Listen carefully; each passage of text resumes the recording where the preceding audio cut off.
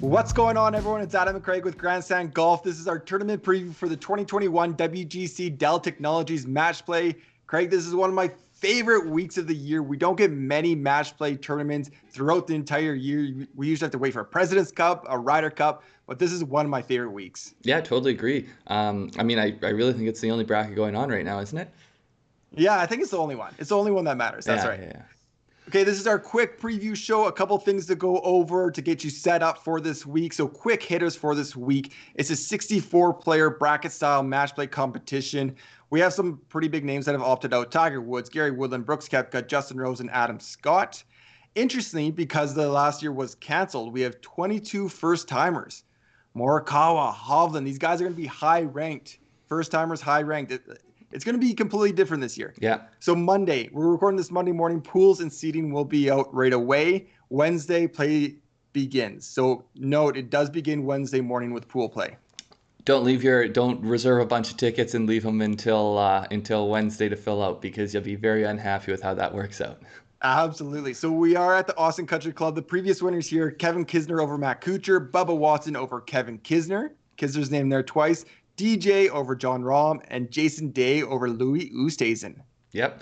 Now, just a quick little rundown of WGC Match Play and Match Play in general. We'll call it Match Play 101. Right. We had some questions in the Discord. A lot of people don't necessarily even know how Match Play in golf works. So essentially, it's 1-versus-1 match. 2 golfers go at the same time. It's all about winning holes. Your total strokes don't matter beyond what you score on that hole. So, right. if Adam makes a triple bogey and I make a birdie, it's still just I won that hole. It's not like the 4-stroke difference matters at all. Yeah. So the match ends when you run out of holes. So again, if I was up like 5 holes on Adam and there was only 4 holes left to play, then the match is over. And you call that winning 5 and 4. Yeah. So you'll see that oftentimes when we get results, is you'll see, Dustin Johnson won 3 and 2. It means he was up 3 holes and there was 2 holes left. Now in the WGC, we split the whole 64-person pool into pools of 4, so we get 16 different pools. Those 4 golfers will play in a round-robin play, and that happens on Wednesday, Thursday, Friday. That then the best record from those 4 advances to the round of 16, and then that's where the bracket starts. And we just work our way, single elimination on the weekend, 18-hole match play events until we get a winner crowned. And Saturday, Sunday, 2 matches each. It is pretty intense couple of days of golf for the guys that do advance to the 16. Yeah, and just real quick, there can be ties in the round robin, and the tiebreaker is a sudden death elimination. So it can get intense. It's going to be awesome. It's going to be a great week of golf. I'm really stoked. Okay, so where are we? We've been at the Austin Country Club for a few years now. Austin, Texas, obviously. You see the Colorado River there. You'll probably see on the broadcast these big boats and party boats and houseboats going through. It's a really fun event. Established 1899, believed to be one of the oldest clubs in Texas. It has changed, of course, over the years. As I said, it's been the match play host since 2016. A really fun course for this. We see different winners as you can see with their previous winners there, from Kisner to Kuchar to Bubba Watson.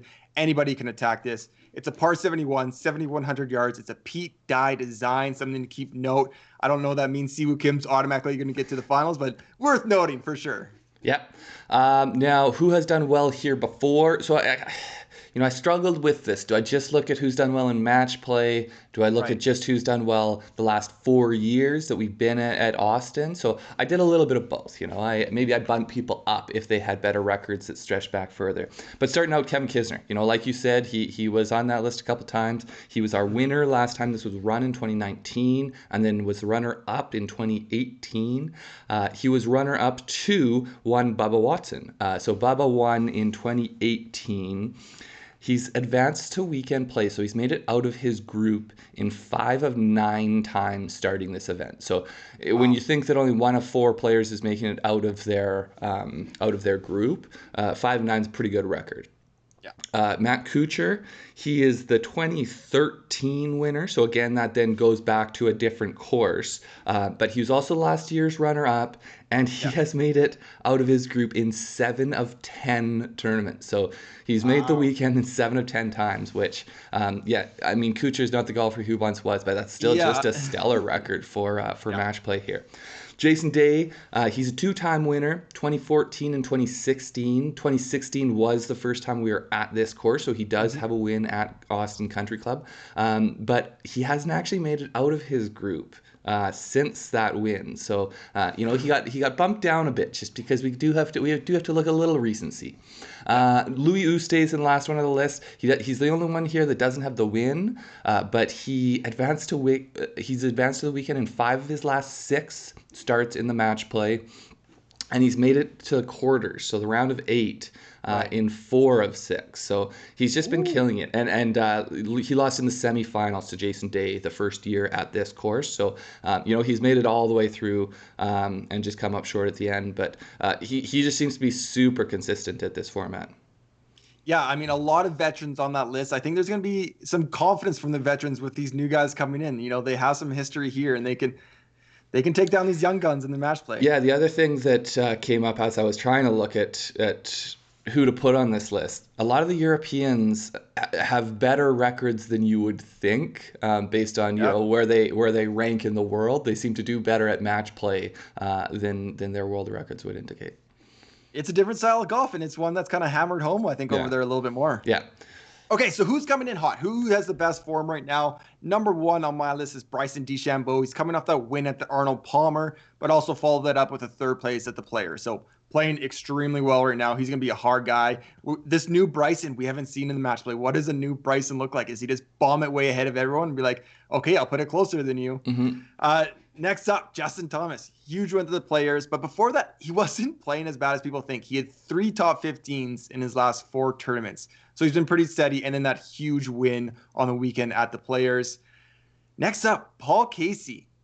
So I think he might be the most consistent of the bunch. Justin and Bryson are recent winners, but he won the Omega Dubai Desert Classic in January and has been top 12 in 4 straight tournaments, including a 5th at Pebble and a 5th at the Players. Paul Casey is playing great golf. And that's with a quadruple bogey 7 on his opening round. Yeah, exactly. Next up, Matt Fitzpatrick.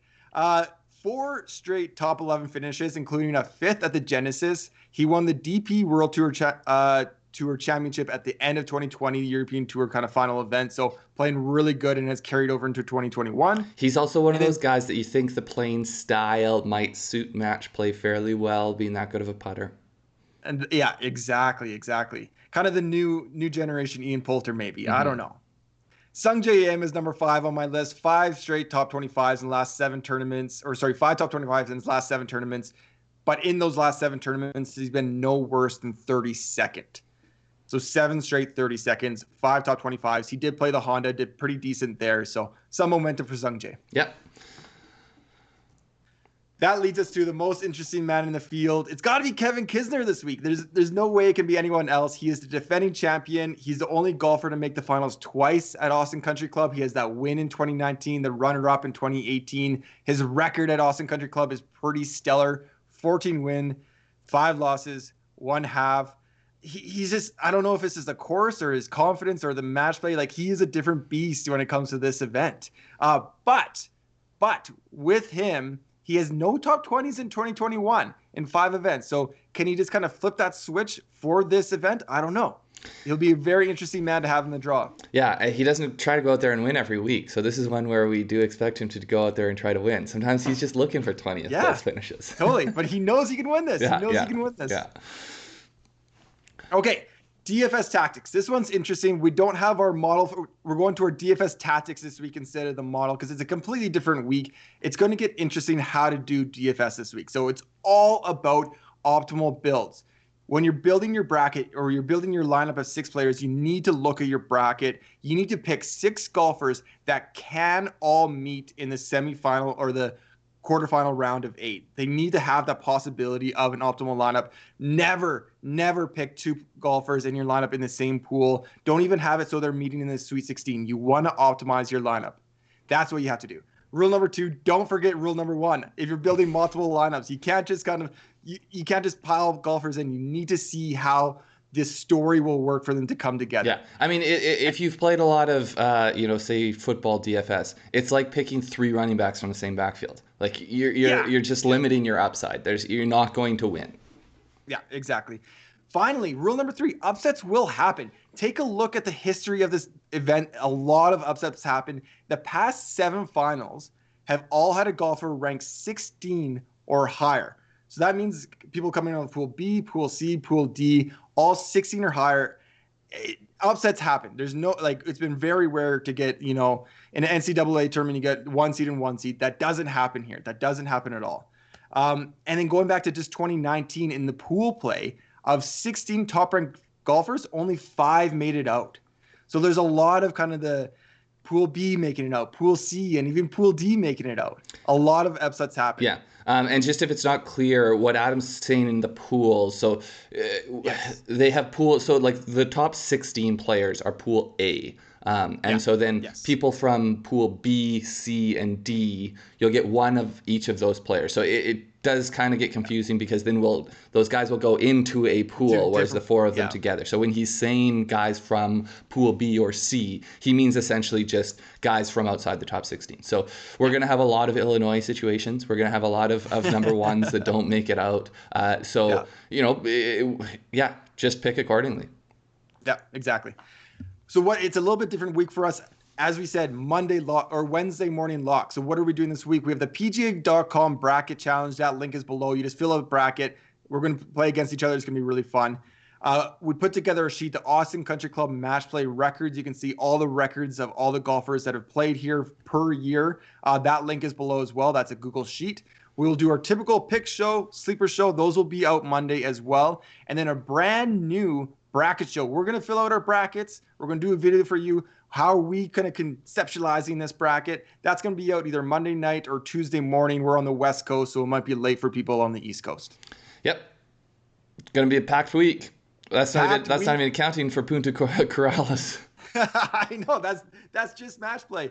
Craig, quickly looking at the weather. This is our way, way, way too early weather forecast. I think the really only thing of note is when we looked at this really early, there's possible thunderstorms that could, interrupt play on Wednesday. But for the most part, it looks like it's pretty calm, some rain, but overall pretty good.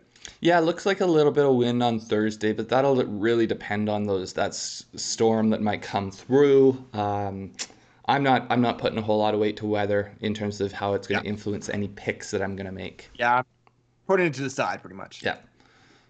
Okay, thank you everybody for watching. If you do have any questions about how this tournament works or the match play or anything like that, leave them below or hop on our Discord and you can talk to us there. Make sure to like our video, subscribe to our channel. Good luck this week. We have a ton of content coming out, so make sure to subscribe. Yeah, good luck, guys. See you next time.